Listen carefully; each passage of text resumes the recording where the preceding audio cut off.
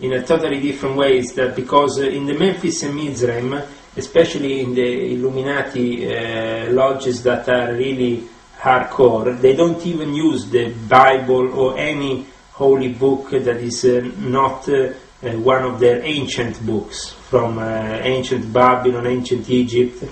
They don't use Jewish, Christian or Muslim references in any way.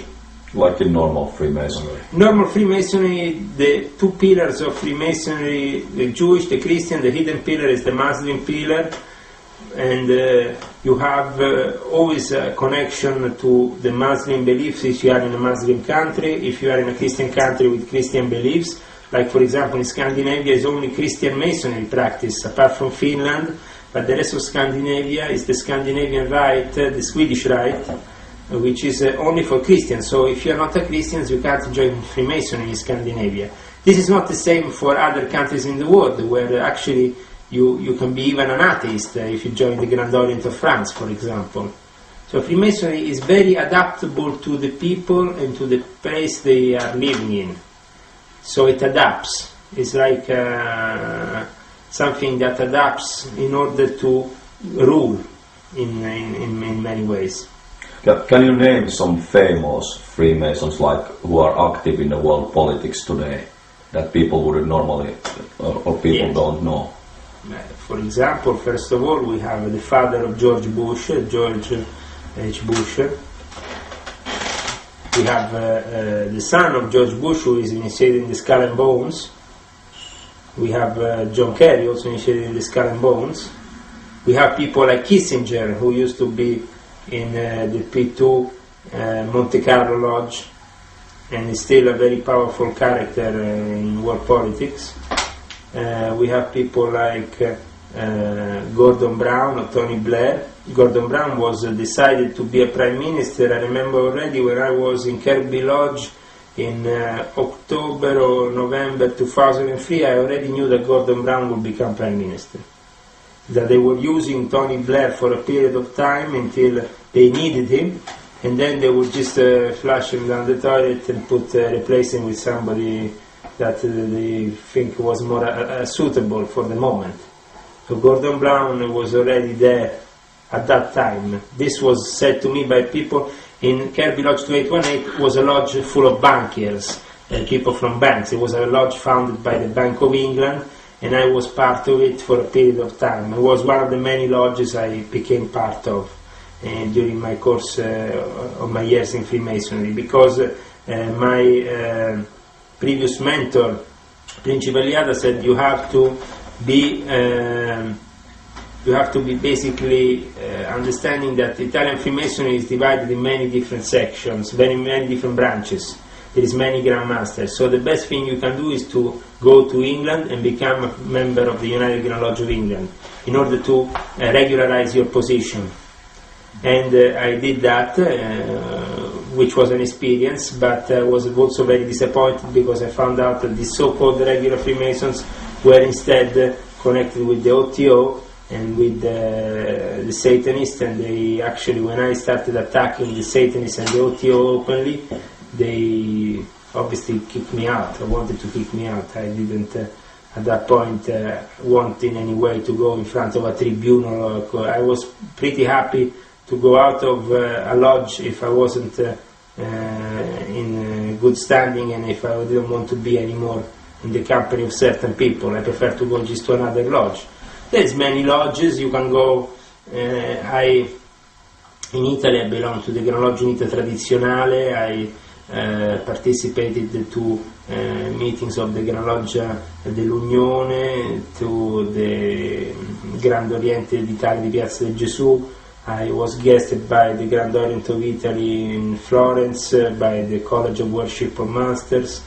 So I had my own experiences, and I went around and checked for myself. But I saw that in this modern time there is not really any Western masters. There is more or less a lot of fraud people that are nothing consistent. But they're only calling themselves masters on paper.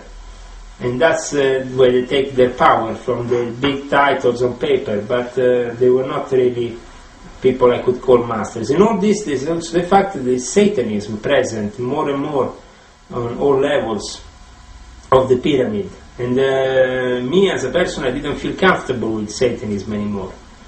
And when I saw that there was a contact where there wasn't supposed to be contacts, in certain parts of the pyramid, where I saw that the Satanists like the Ordo Temporientis Caliphate, but also the Ordo Temporientis Fraternitas Hermeticas Luciferiana, Ordo Temporientis Antigua, all the various Ordo Temporientis were all present in the high levels of the Illuminati structure, and they had very much to say. So I saw that the Satanists were very much in control of Freemasonry, and through that they controlled the various sectarian activities like the Temple of Set, the Church of Satan. These are inferior levels, that they are controlling. Just so they control people from the guy who is playing in the black metal, death metal band, and what he's saying to the head of a company. They are totally different people, so you need a different network of Satanists to reach certain people. There is the typical Satanist who goes around dressed in black, but that's not really the Satanist who you should fear. The Satanists you should fear are the ones who are dressing up normal, who have a nice job, kids, going around a professor of university. These are people who are very actually from the OTO became the organizer of the biggest seminar of Freemasons in Sweden 2 years ago. He put together a big seminar of regular Freemasons. The regular Freemasons are supposed to be Christians. How is this possible to be organized by a guy from the OTO? Don't they see that there is Satanists taking over the whole show? So there is people who are deliberately acting in a naive way, not wanting to understand that their organization is completely infiltrated left, right and center by the Satanists, and that they are giving in to these Luciferian powers. Absolutely.